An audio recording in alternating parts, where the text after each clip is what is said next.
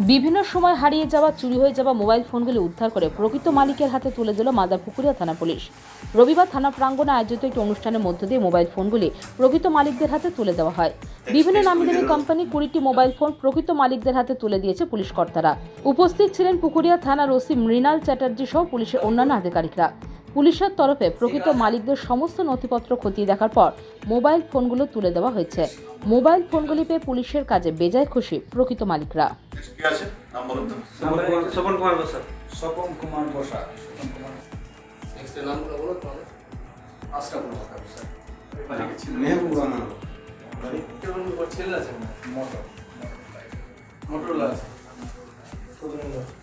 কত 200 কত? মোবাইল হারিয়ে গেছিলো, ওই জন্য স্যার আজকে ডেকেছিল। পুরিয়া থানার সমস্ত পুলিশদেরকে আমি অসংখ্য ধন্যবাদ জানাই, বড়বাবু মেজবাবু থেকে সবাইকে।